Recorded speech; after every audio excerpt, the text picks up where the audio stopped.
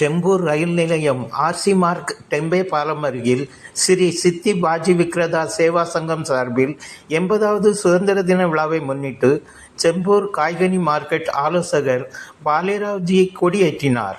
அதனைத் தொடர்ந்து தலைவர்களின் படத்திற்கு மலைராஜா நாடார், ரஞ்சன் நாடார், ராம் புகார், கார்த்திக் நாடார் ஆகியோர் மாலை அணிவித்தனர்.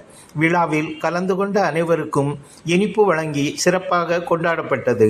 விழாவை காய்கனி மார்க்கெட் தலைவர் ஆர் மலைராஜா நாடார், துணைத் தலைவர் ராம் புகார் ஷா, இணைச் செயலாளர் சிங் நாடார், பொருளாளர் சாமுவேல் நாடார், துணை பொருளாளர்கள் கார்த்திக் நாடார், ராம் பிரதாப் பால், செயற்குழு உறுப்பினர் கார்த்தீஸ்வரன் நாடார், ஆலோசகர் சஞ்சய் பாலேராவ்ஜி, ரூபன் சிங் நாடார் சிறப்பாக ஏற்பாடு செய்து இருந்தனர்.